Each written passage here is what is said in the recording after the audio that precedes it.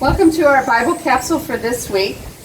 Today we're going to be talking about Lydia. I almost said Anita. Anita is going to read our scripture for us. She's found in Acts 16, verses 12 to 15 and verse 40.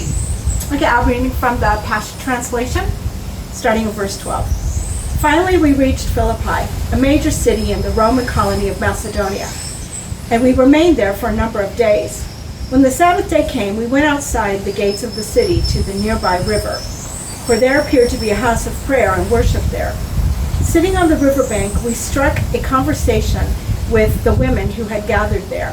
One of them was Lydia, a businesswoman from the city of Thyatira. I probably said that wrong. Who was a dealer of exquisite purple cloth and a Jewish convert. While Paul shared the good news with her, God opened her heart to receive Paul's message. She devoted herself to the Lord, and we baptized her and her entire family. Afterward, she urged us to stay in her home, saying, "Since I am now a believer in the Lord, come and stay in my house." So we were persuaded to stay there.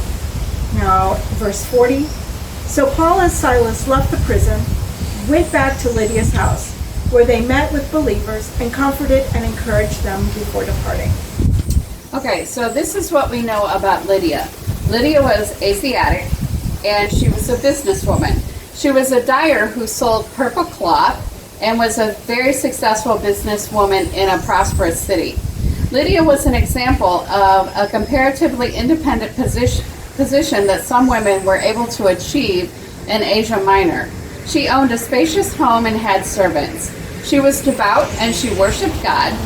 Others were engrossed in their work and too busy for God, but not Lydia. She went down daily to a riverside meeting, and she hungered for a deeper spiritual experience, though she was not a Christian at first. She was actually Jewish, but when she listened to Paul and his teaching, she became one of his first converts and made a public profession of faith via baptism.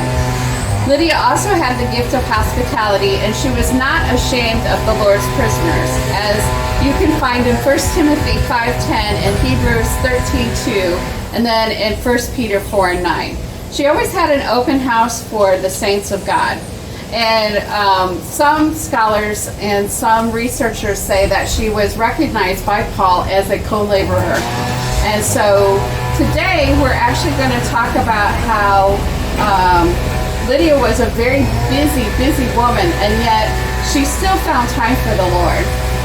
She did. Not only did she find time for the Lord, but she found time for the Lord's people too. You can see that evidenced in her hospitality to Paul and his group, and also just with the meeting with the women every day for prayer. I think it's really important also.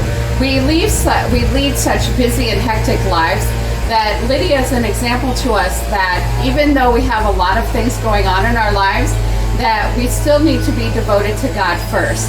That our walk with God is 24/7, 365, and not a 9-to-5 kind of situation. You know, oftentimes we lead our lives, you know, we get up in the morning, we go to work, we come home from work, we fix dinner, but our lives need to be led daily by the Lord. And we need the Lord to influence our daily walk and not the things of the world to influence our walk. So I think that's a good place for us to leave off with our capsule for today. Thanks for joining us.